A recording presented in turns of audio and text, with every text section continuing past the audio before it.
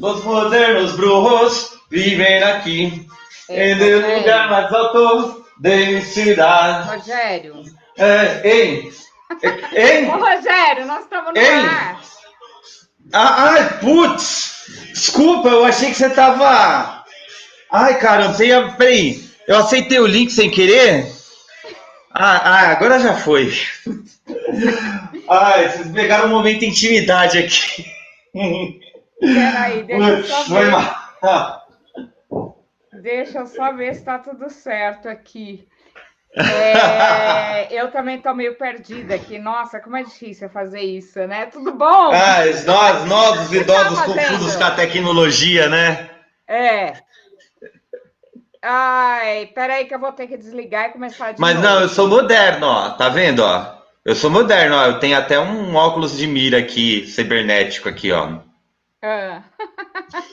Vamos começar. Eu não sei se está certo aqui, porque eu acabei confundindo aqui, saí da plataforma. Ah, tá certo, tá certinho, então. Podemos começar. Vamos lá. Uhum. Volta aqui para ver se está certo.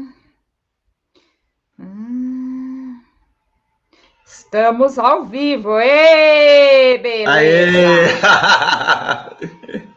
Tá animado? É domingo à noite, enquanto dá, entendeu? Ah, Peraí que agora eu vou colocar para os meus pequenos poucos seguidores aqui. Peraí, série. Depois a gente dá pra editar? Tirar eu com esse negócio meio Vaporwave. depois a gente conversa a respeito. Mas já tem duas pessoas assistindo aqui. Ah, tá. Que óculos é esse? Eu nunca tinha visto. Não, você que é óculos de festa, mas eu ganhei meio que de brinde quando. Acho que eu fiz algumas compras em uma loja lá do AliExpress, eles me mandaram Agora de brinde. tá melhor essa luz agora. Tava muito escuro. Uhum. Mas, ô Cris, que bom te ver novamente, ainda que só virtualmente, Ah, né? Seja bem-vindo à minha humilde residência, onde eu tenho meu espacinho aqui, onde eu posso ser eu mesmo, sem ah. ninguém julgar. Tá bom. Vamos começar a entrevista? Você quer Vamos conversar com o começar, meu... vamos Você começar. prefere conversar comigo ou com o meu neurônio? Sei lá. Você tem Às mais vezes é neurônios mais além desse, fácil. né? Você tem mais Oi, neurônios, creio Rogério, eu. tudo bom? Eu tenho, mas é ele que vai te entrevistar hoje. Se eu não fosse tão cabeça dura, eu me conectava com ele também. Eu quero que você se apresente, porque eu não te conheço. A Cris te conhece, mas eu não te conheço. Você pode se apresentar para mim? Tá. Vixe, meu nome é Rogério Nunes e eu sou uma pessoa realmente bem fora da curva. Eu não sei nem me definir, Ah, né? Meu apelido, entre os vários apelidos, eu sou conhecido como Manja ou não Manja, manja. depende da área de conhecimento, né? Ah, ah. Mas é justamente pelo fato de ser uma pessoa que tende a acumular informação, às vezes necessária, às vezes não necessária. E Hum, assim eu vivo. Tipo, meio que uma uhum, biblioteca humana no momento em que hoje não é mais necessário bibliotecas humanas, né? Porque a gente tem ah. informação na nuvem, na rede, né? Então não precisa mais ter dentro da cabeça, a informação tá fora. Não, não, acho que hoje não importa. Claro, é importante você ter informação, você não é uma memória RAM, né? Ah, Mas assim, hoje em dia o conta está contando mais o que você faz com o conhecimento acumulado com a informação. Tá contando mais o que você produz ou inova. ah. Porque, meu, acho que antes já se brincava um pouco com essa coisa do acúmulo desnecessário de informação, aquela coisa da Torre de Marfim, né? Acho que tinha um conto do Machado de Assis chamado O Homem que Sabia Javanês, né? Ele Eu lembro sabia uma disso. língua que era extremamente exótica, mas ninguém usava, mas não usava para nada. E se tratava de um conhecimento de Torre de Marfim, né? Que só você tem, você não usa e tipo só para pagar de inteligentão, entendeu? Hoje Uhum, não, tipo hoje você tem que acumular conhecimentos e informações, você tem que saber direcionar corretamente também, aplicar corretamente, em prol de uhum. si e do restante do contexto social no qual você vive. Tá, então vamos começar contextualizando, você se apresentando para as pessoas que estão assistindo e não te conhecem. Uhum. Bom, meu nome é Rogério, eu tenho 38 anos, sou analista jurídico, sou MBA em gestão pública e em liderança no setor público, né? Que mais? É, Putz, eu não sei mais o que dizer. Não sou casado, não tenho filhos, tenho uma vida, acho que é, relativamente tranquila, né? Eu prezei Hum. pela independência e pela autonomia durante bom tempo da minha vida e passei por, como eu diria o Ventania, eu já fui um monte de coisa, já fiz um monte de coisa, tipo, experiência de vida, tenho muita e ainda tem espaço para mais, enquanto ainda tiver saúde e longevidade e disposição para conhecer e encarar o mundo. Muito bem. E me fala um pouquinho da sua infância. Como é que foi sua infância, sua família de origem? Me conta um pouquinho da sua história. Como a gente está numa fase assim sobre essa questão de inteligentes demais, né? Ah, Às vezes o demais tem um contexto positivo ou negativo, né? por isso que eu escolhi esse nome, porque é muito em Exato. excesso. Ele tem essa dualidade. Tem essa dualidade, né? Na verdade, eu tomei contato recente com uma questão da infância que eu até pouco tempo eu tinha decidido ignorar, né? Eu fui Ah, uma criança considerada superdotada ou precoce em muitos aspectos, né? Eu aprendi a ler e a escrever com cerca de 3 anos, o que como que assustou você minha aprendeu a família. ler? Como que você aprendeu? Deixa eu te falar, tem como você colocar uma luz melhor? Porque eu não estou conseguindo ver seu rosto. Ah, eu tô muito escuro, deixa eu ver, assim, se eu coloco. Assim dá para ver melhor, dá para ver melhor. Assim dá para ver melhor? Aí, tá Tá bom. ok, beleza. É. Então, é claro que eu sempre. Bom, uma das vantagens da questão da superdotação da alta capacidade cognitiva é o fato de ter uma memória, às vezes, muito avantajada, muito, né? Inclusive uma memória de si muito avantajada. E Memórias da muitas infância, né? coisas. Memórias muito antigas, né? Da primeira Sim, infância. memórias muito antigas. E muitas coisas eu ainda resgatei É. através, por exemplo, de vídeos antigos do YouTube. Hum. Entendeu? Eu sempre tive uma coisa com a televisão e quando eu comecei a assistir programas antigos do YouTube, eu comecei a resgatar memórias da infância. Quando já adulto, eu refleti, inclusive quando eu estava fazendo licenciatura em letras, que é algo que eu não estou exercendo mais, né? Ficou uma graduação meio que feita por fazer, mas refletindo nesse período, eu não lia letra por letra. Eu associava o conjunto de letras a uma imagem e a imagem a uma sequência de sons. Então, como por exemplo, o pessoal da minha família descobriu que eu sabia ler e escrever precocemente. Eles me levavam com eles no ônibus e Hum. eu morava na Vila dos Remédios, né? Aí eu olha lá, olha, remédios, É. remédios, é esse. Aí, tipo, eles assim, como que ele sabe que esse é o ônibus que a gente tem que pegar para ir para casa? E aí eu fui conversando com os meus tios, com a minha mãe, eu fui refletir sobre isso e percebi que eu tinha meio que esse processo de associar o conjunto de letras a um desenho e esse desenho a uma sequência sonora. Então não fazia soletrando R, E. Depois que eles me ensinaram a soletrar, entendeu? Mas até ensinar a soletrar, eu já fazia uma associação imagem e som, né? Diria na teoria sussuriana, né? Significante e significado, muito espontânea na infância. Uhum. Aí, na verdade, eu sempre fui colocado sob suspeita, né? Eu não falava, eles se assustaram porque, por exemplo, eu não falava. Quando bem mais novinho, assim, segundo as escavações da minha Compensação memória na depois tirou o infância, atraso, né? Agora tirou o atraso. isso, eu cheguei a ser levado por suspeita de autismo ao Instituto Pinel. E aí eles fizeram Sério? ludoterapia lá comigo, com 1 ano de idade. Ah. Aí depois, quando eu comecei, aí eu desembestei a partir da ludoterapia, né? E aí eles me levaram para outro Depois não lugar, o parou SED. mais, né? Hein? Ah. Depois Aí não eles me parou levaram para mais. o SED Sapientia, que fica na Aham. Pompeia. Aham. Eles, infelizmente, descartaram meus arquivos, mas disse que eles tinham uma pasta minha lá, das atividades que eu fiz lá quando eu tinha 4 anos, em 87, né? Hum.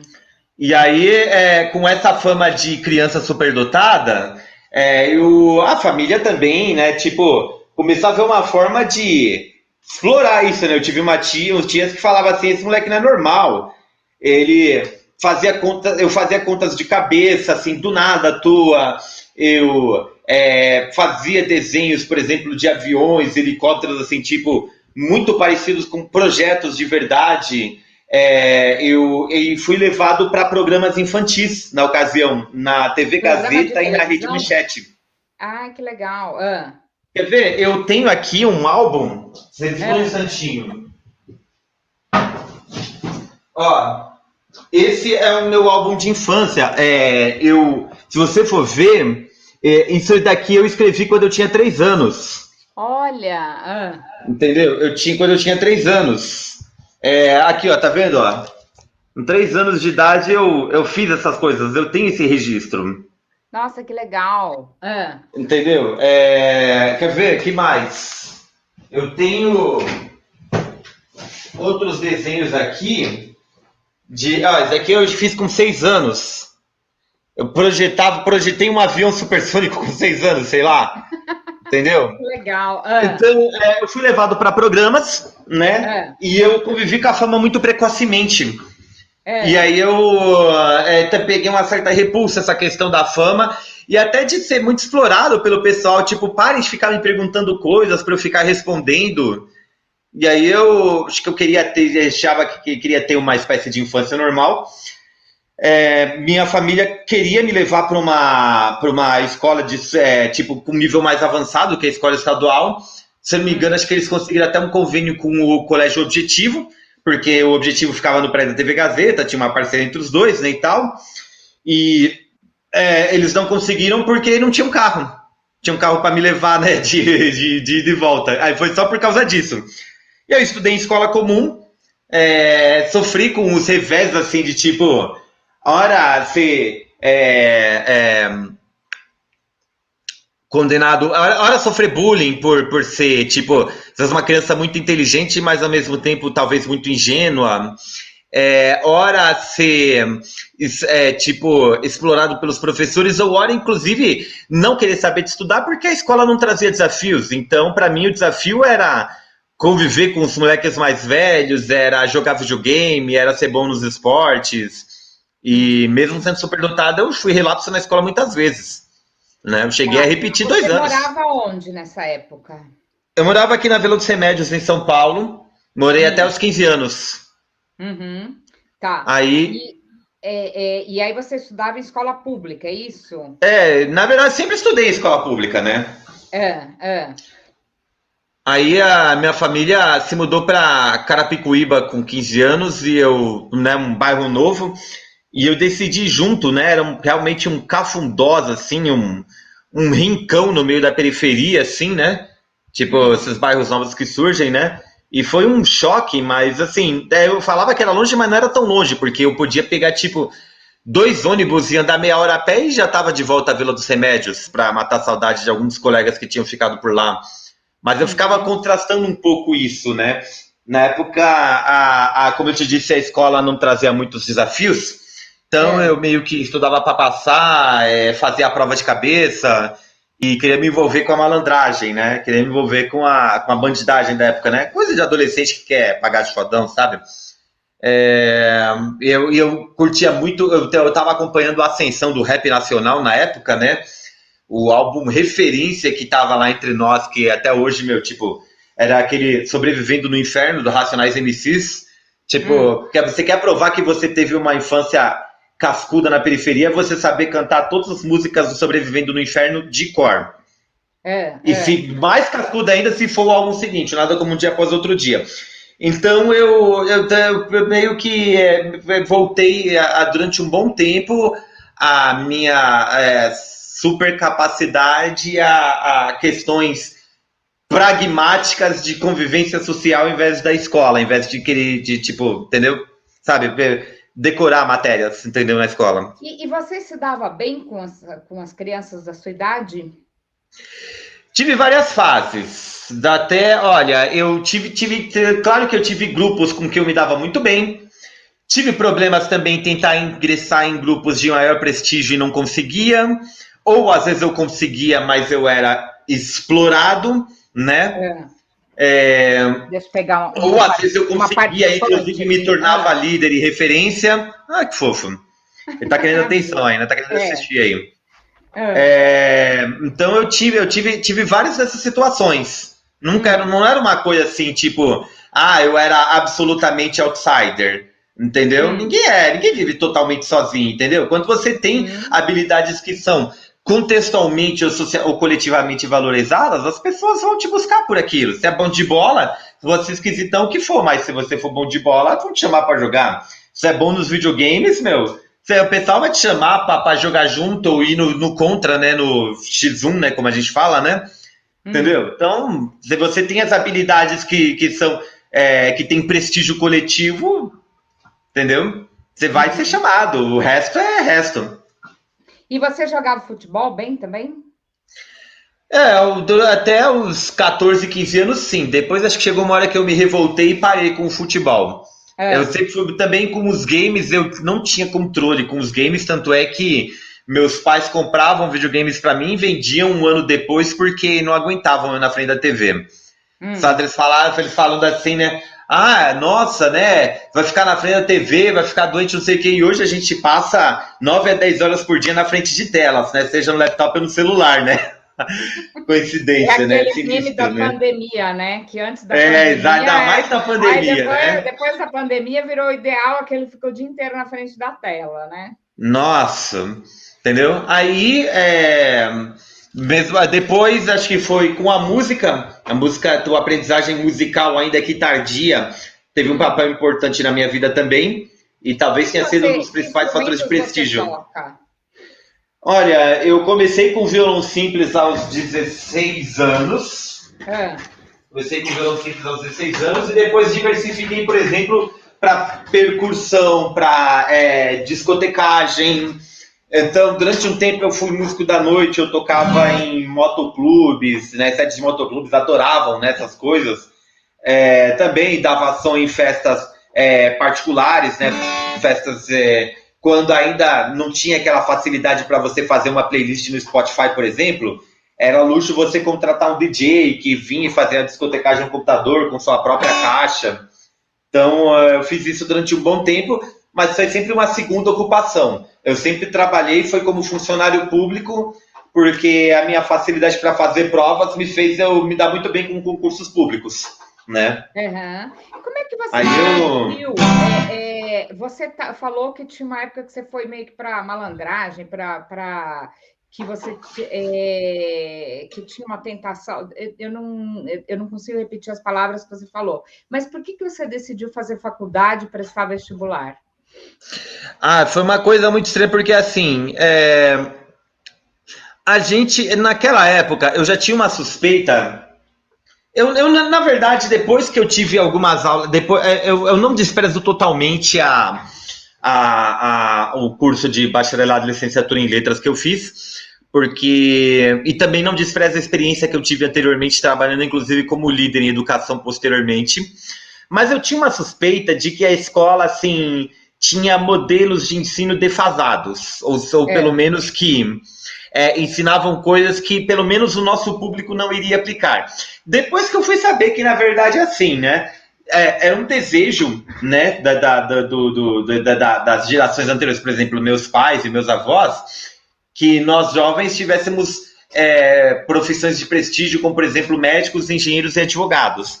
Isso norteou o ensino médio, né? Você ter noções de física, química, biologia, filosofia, literatura, retórica, né?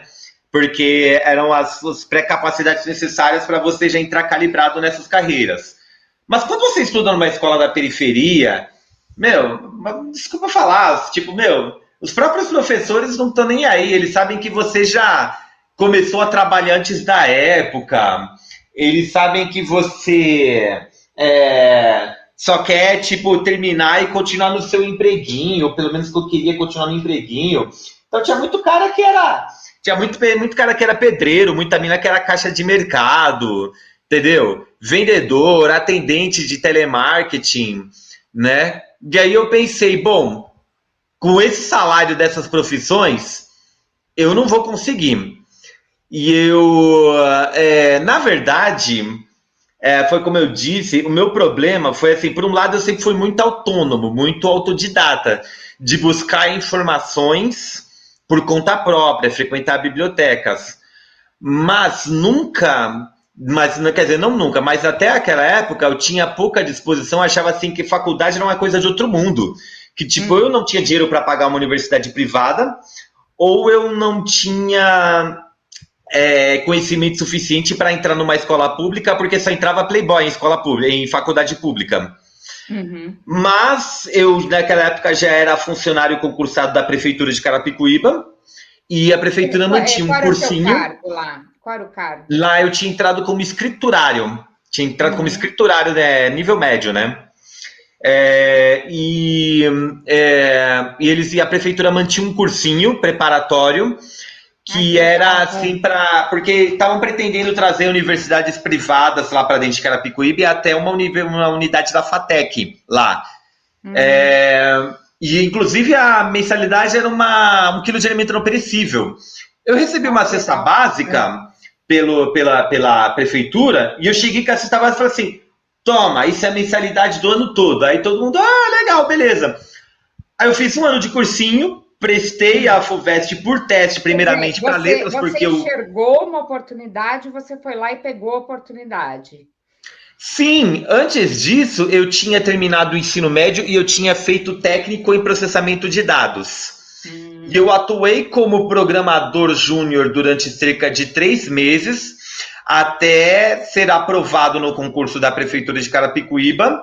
E aí eu saí do curso de saí da função de programador júnior para ser funcionário público. E eu tentei, inclusive, entrar lá na área de informática, mas eu fui preterido por familiares de vereadores e outros, né? Enfim, conchavos, né? Aí o pessoal falou, não reclama, meu. Tipo, você já é concursado, esse pessoal é tudo bolsa de trabalho, sabe? Tipo, para emprego temporário, entendeu? Você tem outras condições de crescer. E aí eu vi no cursinho uma oportunidade, tipo, mano, eu vou tentar, vou prestar por teste. Se eu não passar, eu vou tentar, talvez, vou me esforçar mais e vou tentar uma segunda carreira mais concorrida, que seria talvez publicidade ou relações internacionais. Mas eu passei e, eu virei o herói da família, virei o herói da prefeitura, meu rosto apareceu em outdoors, nos jornais da cidade. Eu falei, vou ficar, né? Foi duro, a noção de literatura que eu tinha dentro da universidade era diferente da noção de literatura que eu tinha no cursinho e no ensino médio. Eu não vi muito pragmatismo, mas abriu portas para eu atuar posteriormente na área da educação. Eu, inclusive, fiz parte da comissão dos representantes da prefeitura de uma comissão de implantação dessa FATEC em Carapicuíba. E depois eu assumi 2 programas educacionais voltados para a juventude, né, que foram o Juventude Cidadã e o ProJovem, Programa Nacional de Inclusão de Jovens, que foram implantados em Carapicuíba. Eu fui coordenador desses programas na cidade. Então, sempre você gostou de trabalhar com educação? Nessa época, sim, foi importante, porque mesmo eu não gostando muito da escola, por ela não trazer desafios, eu cheguei a frequentar um outro lugar que fazia e dava pequenos cursos profissionalizantes mais simples, que era o CEPRO, que era uma entidade vinculada ao Rotary Club, e foram os professores do CEPRO que falaram: você tem um potencial muito bom para ser desperdiçado nas ruas, no crime, na malandragem, volte aos estudos, nem que seja com um agente. Quem falou isso? Policiais? Foram os professores do CEPRO, à época. Professores. É isso, foram professores que não foram do ensino fundador, do ensino médio na ocasião. A escola em que eu estudei, no ensino médio, era realmente bem cascuda, era bem violenta. Inclusive, ela acabou indo parar no Fantástico por conta de alunos com problemas de hiperatividade, revoltados que, tipo, agrediam as professoras, tacavam carteiras, cadeiras, inclusive fumavam com o celular, entendeu? Aí virou caso de polícia e, tipo, caramba, mano, foi nessa escola onde eu fiz meu ensino médio há 10 anos atrás, tá ligado? É, Entendeu? Foi 10 anos, 15 anos, aliás, foi 15 anos atrás.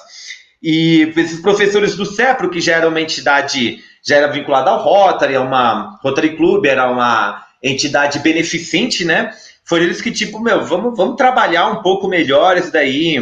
Foi lá que eu tive contato com a música, que eu tive contato com a informática, para depois fazer o curso técnico em informática, né? Então, assim, eles me redirecionaram, porque, tipo, por mim, eu teria continuado, sei lá, fazendo parte de gangues, entendeu? Eu não desprezo, não jogo fora totalmente esse período. Acho que foi uma aprendizagem porque eu não me tornei aquele nerdão, sabe, de óculos de aro grosso, que, seu né, óculos tipo, não sabe é o nada, nerd de sabe óculos tudo do mundo, coloridos. mas não sabe nada da vida, entendeu? Aham. Eu me tornei alguém que, tipo, botava o pé no chão, e era o pé no chão bem lameado, porque meu bairro não tinha asfalto, inclusive.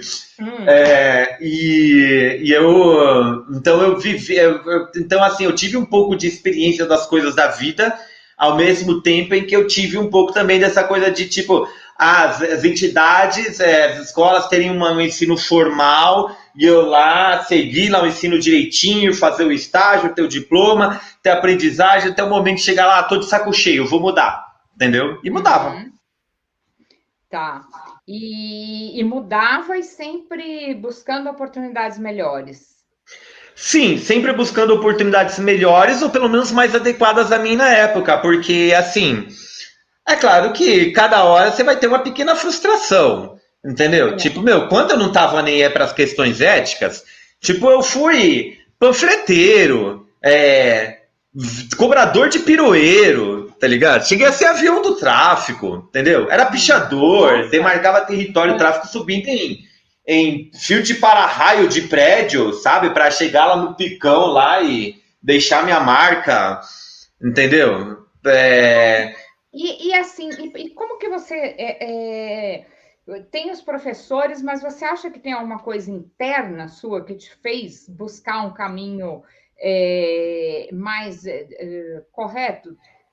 Por um lado, sim, porque eu acho que não é uma questão só do que tem dentro de mim, mas de como eu reagia ao meu contexto, às questões externas.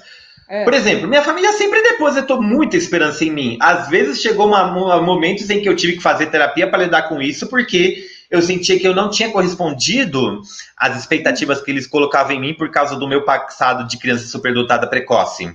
Entendeu? Ah, entendi. Então, quer dizer, você, quando era criança, tinha toda uma previsão de um futuro brilhante. Olha, é um gênio que nós Sim, temos na eu família, falava né? que ia ser cientista, que ia ser Tá. projetista. Meu, hein? Mas é engraçado, às vezes a gente sonha e as coisas acontecem. Eu me tornei um cientista tipo químico, mas hoje eu sou um É, pesquisador acadêmico na área de gestão pública.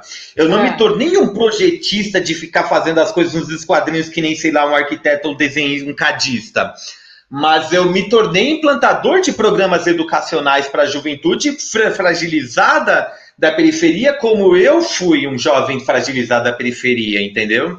Então, às vezes tem que tomar cuidado com o que você deseja, porque às vezes acontece. E às É vezes isso que você eu ia nem te falar. percebe que A aconteceu. gente tem que tomar muito É, cuidado com o que a gente pede para o universo, porque às sim, vezes porque às acontece vezes de uma você se forma direciona beneficente, aquilo tá? sem querer. Você tem que aprender independente do que você crê. Se você crê em Deus, se você crê em vários deuses, se você não crê em nenhum Deus como eu, mas não importa. Se você tem que aprender, que você tem que saber o que você deseja corretamente, porque você pode até se direcionar inconscientemente para aquilo, Aham. entendeu? E qual a sua crença? Você falou que não crê em Deus, ou você acredita em quê? Não, hoje eu me considero ateu totalmente, totalmente ateu. Aham. Assim, depois de ver coisas sobre o universo observável, a filosofia sartriana, existencialismo e tal, Ah, mas não é porque eu me tornei ateu que eu me tornei totalmente imoral, entendeu? Eu também me aham, tornei uma pessoa compreensiva em relação às crenças das outras pessoas. Mas eu aham. também tenho meu limite. Tipo, meu, eu convido, tipo, eu tenho as minhas fronteiras, mas porque quando eu for, no momento que eu for provocado, eu vou defender a minha crença.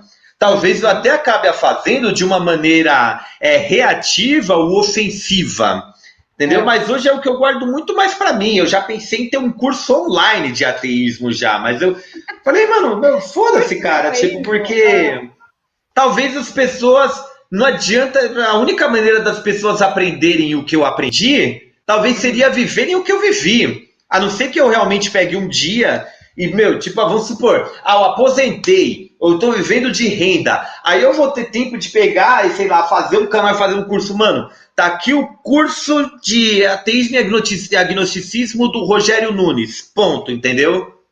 Aí eu vou pegar e, quero transmitir essa minha visão de mundo porque eu acredito que ela tornaria o mundo melhor hoje em dia, ponto, entendeu? Entendi. Porque acredito que, infelizmente, mesmo que a gente tenha que respeitar diversas crenças, infelizmente elas ainda influem muito em decisões sociais coletivas que você olha no jornal e tipo, what the hell, né? Entendeu? Putz, pra que isso? Não é possível que o pessoal ainda acredite nessas coisas, não é possível que a gente ainda esteja, sei lá, 100, 200, 500 anos atrás em questões filosóficas, sociológicas, ideológicas, existenciais, etc. Entendeu? Tá. E quais são as questões filosóficas mais presentes na sua vida hoje? Hoje, eu já fui uma pessoa muito mais carente de atenção, de convívio, de coletividade, né? Inclusive afetiva, né? Eu tive 11 namorados e nunca. Não, tive 10 namorados e não casei com nenhuma, entendeu? Né? Alguma coisa dava errado na relação entre nós dois, terminava, entendeu? Hoje eu sou uma pessoa talvez muito mais independente, muito mais segura de si. E hoje eu me preocupo em construir contextos favoráveis às minhas potencialidades. Enquanto elas não acontecem, eu vou aproveitando a vida numa boa, entendeu? Eu faço meu trabalho, leio os meus livros, convivo, tenho os meus programas com minha namorada e com os meus amigos, as quais, né? Hoje são bem menos do que antes, mas eu hoje prezo mais qualidade do que quantidade. E tenho meus momentos comigo que também são necessários. Às vezes eu não tenho que me dar o direito de passar 2, 3 horas em casa simplesmente pensando na vida, pensando, sabe, com a cabeça assim à toa, entendeu? Você pretende ter filhos? Não, hoje eu não pretendo ter filhos. Pode ser que eu mude de ideia daqui a 2 dias, 2 anos ou 2 décadas. Mas hoje eu não pretendo por 2 motivos. Primeiro porque,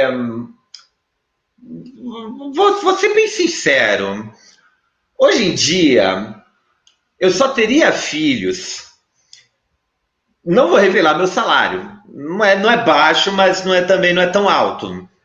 Mas eu não teria filhos se eu não ganhasse pelo menos 3 vezes mais do que eu ganho hoje, porque pelo menos 1/3 seria investir nele. E não seria investir nele comprando coisas de marca ou brinquedos toda hora, mas seria investir em educação, em tempo, em conteúdo, seria ser um pai presente.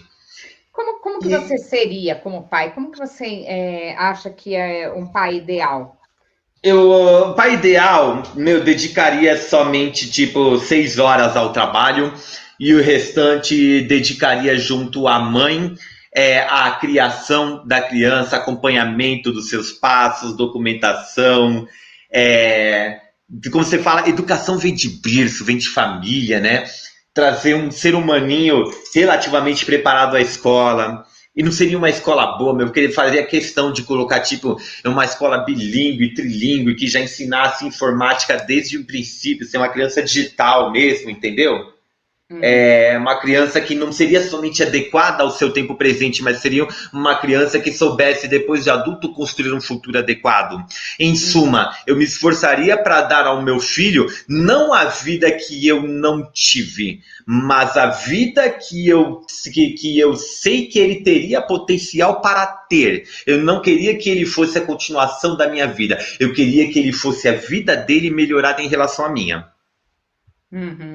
Tá. Entendeu? Mas eu não seria o pai que, tipo, vai estudar. Por quê? Porque eu não pude estudar porque eu tive preguiça. Tipo, o pai que cansou da vida e decidiu depositar as esperanças no filho porque o filho vai ter mais disposição para aprender. Aí o filho entra na escola e, tipo, é cobrado pelos pais de um monte de coisa que ele não vê sentido nenhum. E os pais também não. A gente viu aí vídeos na pandemia de pais tentando ensinar as coisas aos filhos e os próprios pais não sabiam, né? E também não sabiam por quê. Isso daí é bastante comum. O que acontece é que muitas vezes os pais querem dar para os filhos aquilo que eles não tiveram, e quando são coisas de valores importantes, é legal, mas muitas vezes isso vai para a questão material, e aí você cria crianças sem frustração, crianças que têm tudo muito fácil, que aprendem que tudo é muito fácil, e você acaba tendo um resultado ruim no futuro, né?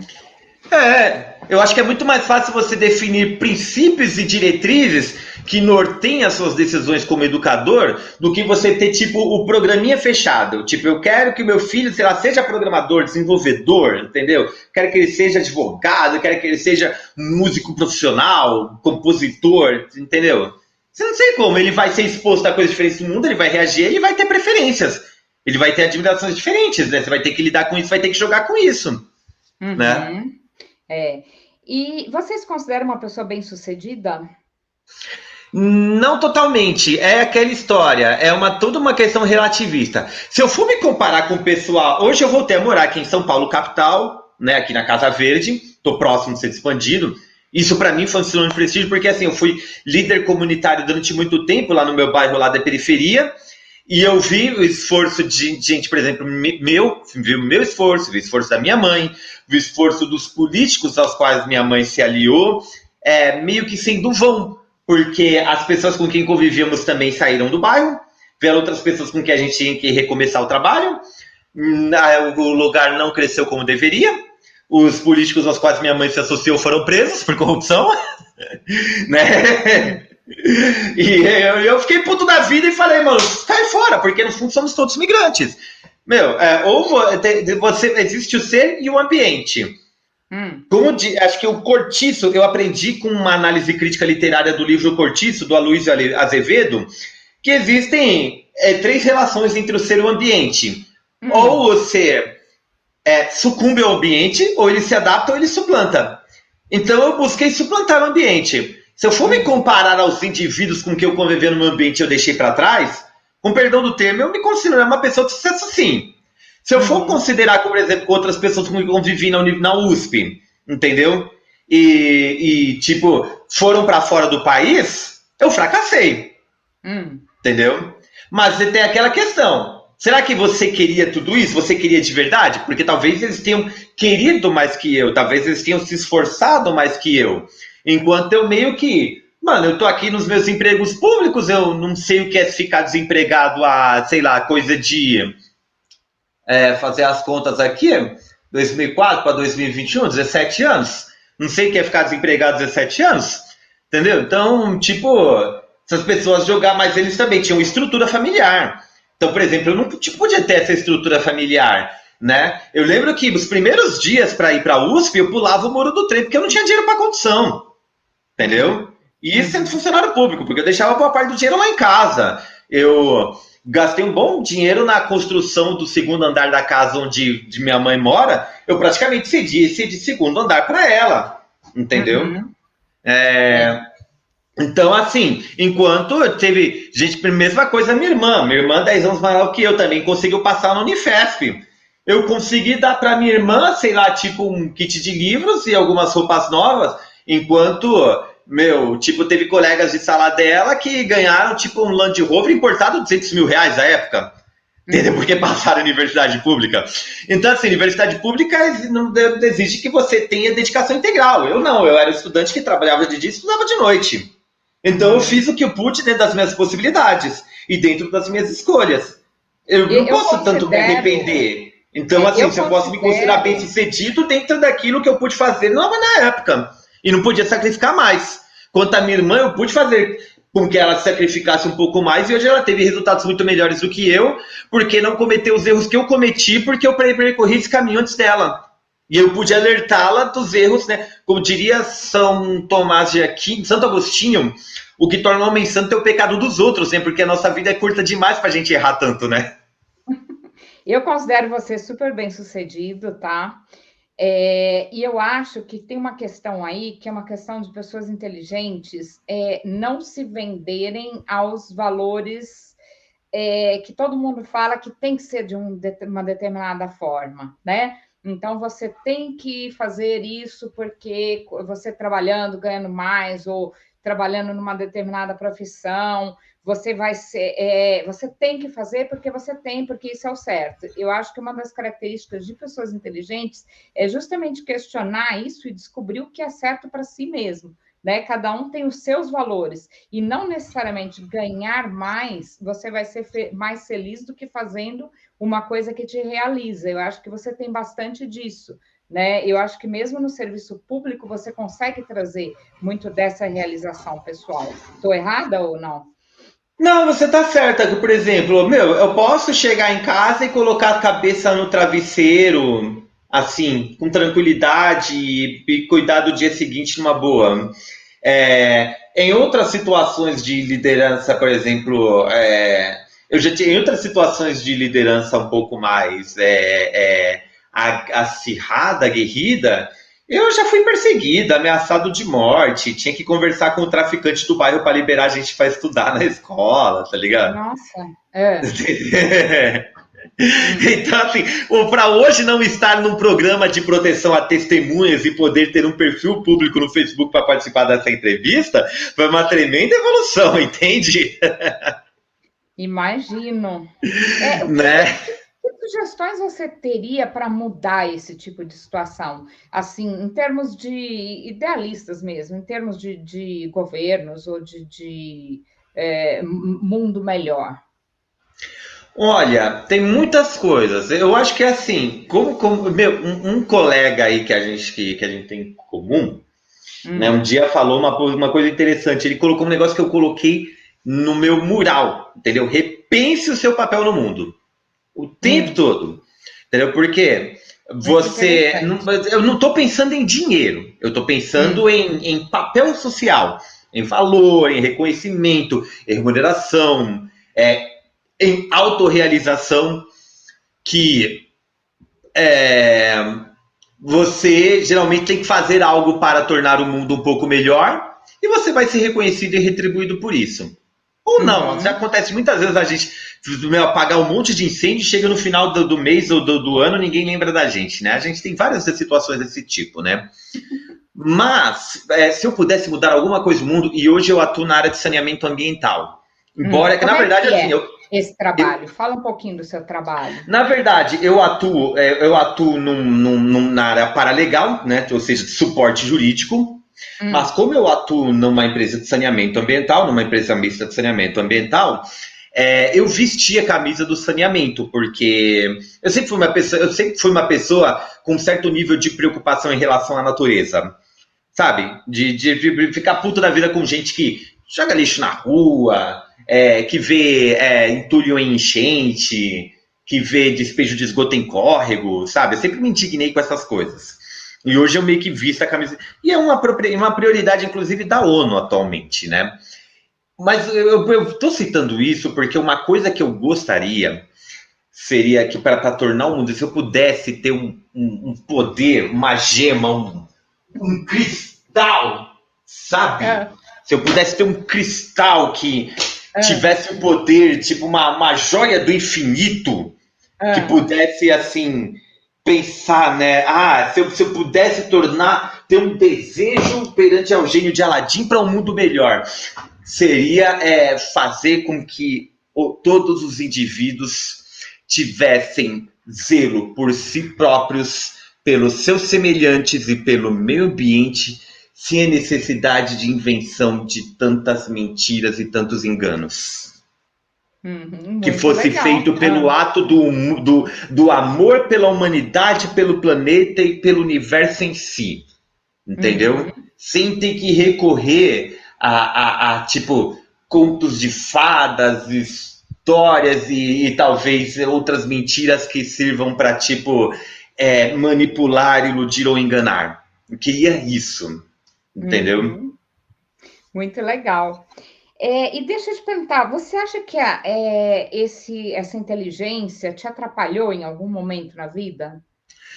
É super, né? Porque, assim, é, bom, vamos por partes, né? A gente sabe que muitos de nós aí que tem algum conhecimento na área de psicologia É, tem uma certa desconfiança, aquele termo que a gente conhece como inteligência emocional, né?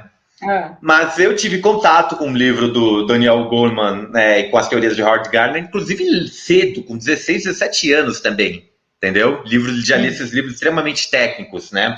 Mas que também tinha um pouco lá de, assim, não tinha tanta tecnicidade, estava mais naquela coluna da autoajuda, né? Enfim, mas assim, posteriormente eu fiz uma avaliação neuropsicológica. Essa avaliação neuropsicológica constatou que a minha superdotação da infância ainda era latente, ou seja, eu ainda era uma pessoa inteligente demais, ainda era uma pessoa com alto QI, mas que ela me alertou de algumas coisas. Um, alto QI não é sinônimo de sucesso e você não deve se cobrar tanto por isso, né? E dois, se você quer realmente ter sucesso, os caminhos de busca e de apreensão são outros, você realmente vai ter que se esforçar. E dois, de fato, as pessoas que têm uma alta inteligência acadêmica podem sofrer com algumas deficiências de habilidades emocionais, que não são necessariamente inteligência, né? Porque o termo inteligência é um termo muito forte, né? Tipo, todo mundo quer se sentir inteligente, né? Se opõe a burrice, ninguém quer se sentir burro. Às vezes o fato de você aprender a tocar um violão ou a mexer no celular sozinho, o pessoal já te taxa de inteligente, mas na verdade você só aprendeu uma habilidade que é importante para o momento presente no qual você está vivendo, não é verdade? Inteligência é um potencial, né? Inteligência pura, né? É a raiz, é a base. As habilidades periféricas são as folhas, né? Enfim. Eu entendo a inteligência como um gerenciador das habilidades. E Exato, as é pessoas isso que é muitas vezes interessante. confundem habilidade com inteligência. Mas eu também sempre tive muitas deficiências em soft skills, né? Eu tive problemas, assim, eu nunca conversei muito olhando nos olhos, tendo, assim, algumas malícias, entendeu? Tipo, pra paquera, eu sempre fui muito desajeitado pra paquera. A gente É. achava até que eu era gay por isso, entendeu? Mas quantas namoradas você teve que você falou? 11. Mas Imagina aí o se que tivesse acontecia? O que facilidade, hein? acontecia era o seguinte: às vezes É, eu ficava dando em cima das minas e as minas não estavam nem aí pra mim. Aí depois ficava puto da vida e falava, mano, eu vou cuidar de mim. Aí eu cuidava de mim, seguia meu próprio caminho e de repente aparecia alguma e se atraía. Aí acabava ficando comigo. Aí é, tipo, nossa, ele é um cara legal, inteligente, diferente, um cavalheiro tal. Ele é meio é. esquisito, mas ele não sabe paquerar muito bem, mas ele é legal, eu quero namorar com ele. E eu não sabia dizer não. Então eu me envolvi com muitas pessoas que talvez deram muito a minha cara, mas tipo, mano, tá gostando de mim? Tá valendo, tá ligado? Aí a relação prosseguia por um tempo, cerca de 2 anos, até que vinham as dificuldades costumeiras que os casais enfrentam.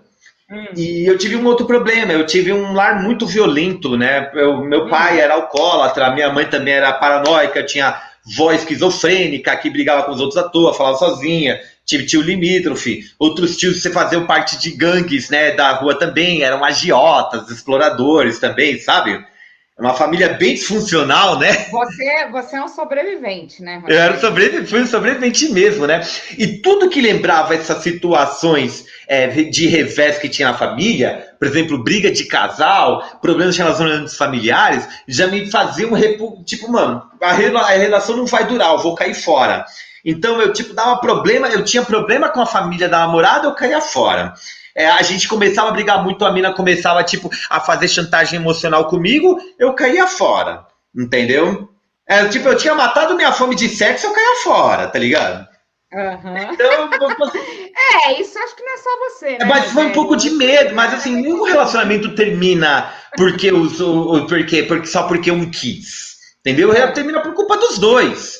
Final das contas, pelo menos um dos outros polos luta. Cara, que eu tive uma dessas namoradas foi tão psicopata comigo que ela me perseguiu durante os 4 anos, só parou de perseguir quando eu entrei com medida protetiva contra ela, né? Mas. Invadia a festa, atacava a cadeira, quebrava copo na gente, tá ligado? Enfim. Aí depois que passa por esses tipos, todo mundo tem, homens e mulheres costumam ter um relacionamento problemático e aí depois aprendem a hoje, como escolher uma melhor, pessoa mais né? madura, compreensiva de si, eu estou num relacionamento duradouro há 4 anos e estou muito feliz, estou muito satisfeito, entendeu? Mas foi necessário eu ter essa compleição na relação atual para também olhar um pouco para minhas relações antigas e não ficar naquela onda de porque ela me abandonou, porque eu fui corno, vou beber, sabe? Essas coisas, sistema de sertanejo universitário, entendeu? Por isso que eu nunca montei dupla sertaneja. Já quiseram que eu montasse dupla sertaneja já, mas enfim, eu sou uma pessoa mais urbana, né? Tá, e você acha que a inteligência é genética, é um dom ou é o quê? Olha, eu não sou neuropsicólogo, não sou neurocientista formado em Harvard, com vários diplomas aí, não sou pesquisador, mas eu sou uma pessoa que lê e conversa com pessoas que discutem os temas, né?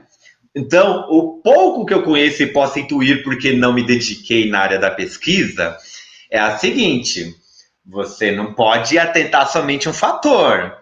A vida é uma equação com diversas variáveis, entendeu?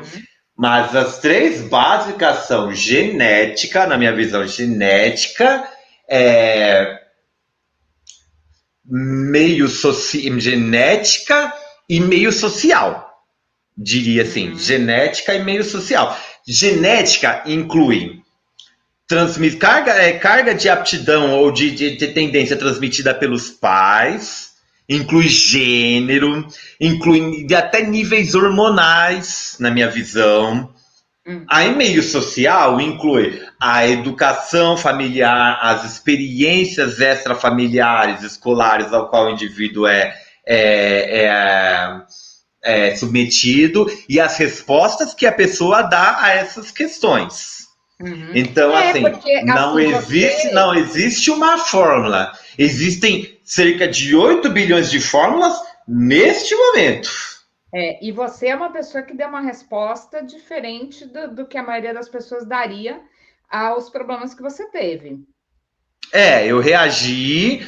Eu não vou dizer que eu tomei todas as decisões certas na vida, mas eu pelo menos me preveni de algumas decisões que foram muito prejudiciais, poderiam ter sido muito prejudiciais, né? Isso com certeza. Ninguém que tomou todas a vida é um rascunho que nunca vai ser passado a limpo. Não tem ninguém que tomou todas as decisões certas. Exatamente, né? Mas a gente aprende isso, a gente aprende a suspeitar da própria inteligência, a gente aprende a se rever, a se auditar, inclusive porque, né, tipo, a gente não quer repetir os erros do passado. Talvez a gente queira cometer erros novos no futuro, mas repetir erros do passado é que nem você andar lá na calçada, ver lá o buraco e vou cair no buraco de novo. É gostoso cair no buraco? Pô, tem uns buracos que é até gostoso de cair, né, metaforicamente falando, né? Mas aí... homens que o digam, né, mas... E assim, quais são os seus projetos para o futuro? Bom, atualmente eu pretendo fazer uma pós-graduação internacional em tecnologia do saneamento. Eu quero realmente me desenvolver nessa área. Talvez eu quero me tornar, inclusive, mestre nessa área. Eu não chegaria a me tornar um doutor, mas pelo menos um mestre uma mestre, academicamente falando, eu posso me tornar. Entendeu? E assim, a gente faz parte... aí nos comentários. E a gente nem tô vendo os comentários. Espera aí, vou até abrir aqui o Face aqui.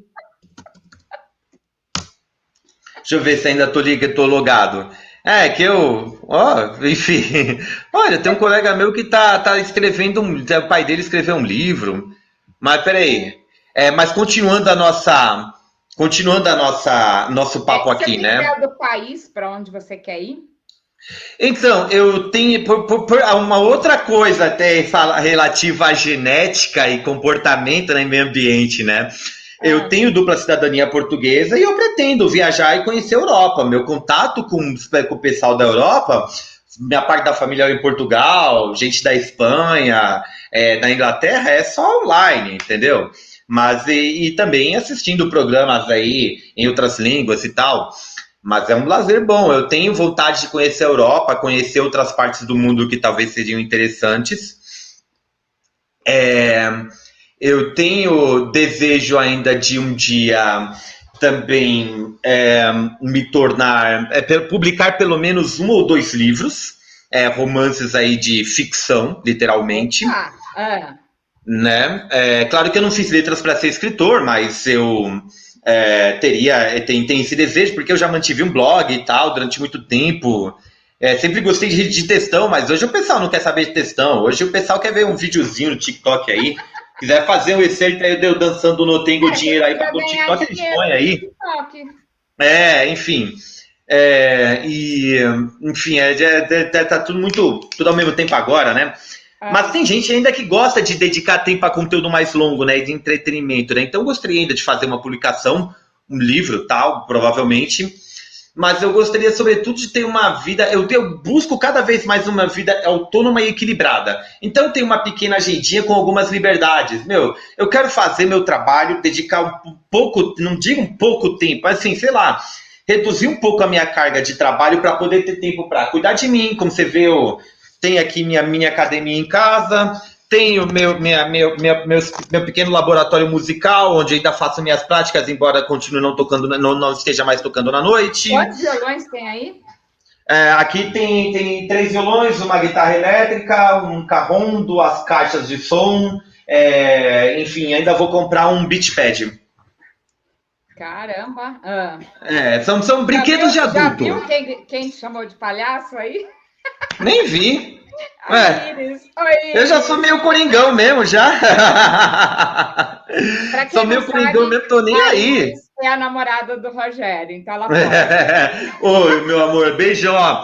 Falei bem de você, falei bem da gente aqui, viu? Ela viu porque ela tava, faz tempo que ela comentou. Ô, Rogério, só para terminar aqui, eu queria saber se você quer deixar alguma mensagem, alguma dica, alguma sugestão, aproveitar esse momento para falar alguma coisa para o mundo, para mandar alguma coisa para o Mano, a universo. gente já fala coisa pro mundo o tempo todo, já. Ah, Né? Eu não sei. Se eu for falar pro mundo, eu tenho que falar pra você. Mas se fosse pra deixar uma mensagem pro mundo. ah. Que nem falou, não, o ET Bilu, né? Busquem conhecimento. Mas eu diria, né? Olha, primeiro busquem a informação tá aí. É, Primeiro passo é buscar informação. muito boa A segunda é dica. transformar em conhecimento. Segue, fica a E a dica. terceira é produzir inovação. É. Sejam produtores de conhecimento, não sejam meros reprodutores. O mundo está cheio de problemas. A gente precisa desenvolver soluções para um mundo melhor, entendeu? Esse é o ponto, entendeu? É Muito isso, bem. essa é a mensagem. Se você acha que vai salvar o mundo fazendo dancinha de TikTok para ficar milionário, bicho, eu não sei. Talvez você consiga ter. Quem sou eu para falar? Para eu falar, eu tenho que fazer dancinha de TikTok também, mas eu sou péssimo dançarino. Enfim, É, mas se você for pelo menos pegar e aplicar esse dinheiro em alguma outra coisa que seja mais sustentável para o futuro e dizer, na adolescência eu ganhei dinheiro fazendo dancinha de TikTok, sei lá. Entendeu? é. Mas seja isso, tipo, seja alguém, não seja um peso morto no mundo. Seja alguém que o ajude a transformar um mundo melhor. Faça a diferença. É o que eu, Rogério, tenho tentado fazer o tempo todo, desde o momento em que eu tomei consciência como ser pensante, como considerado inteligente por outros semelhantes e até por testes, né? Então agora eu estou tentando dar um proveito positivo a isso, não ser somente um peso morto do mundo, mas sem perder um pouco da minha paz, porque, como você mesma disse, eu fui um sobrevivente e já sofri demais nesse mundo, né? Enfim, Isso então aí. vamos sofrer um pouquinho menos, Agora é né? hora de curtir, né? Vamos curtir um pouquinho aí, que a gente também tem o direito, né? É isso aí. Então tá, Rogério, adorei a entrevista. Tem um monte de gente aqui que adorou. E muito obrigada. Esse programa depois vai ficar gravado aqui no Facebook, vai para o YouTube, no canal. E hoje foi a estreia, né? Eu fiz essa maratona.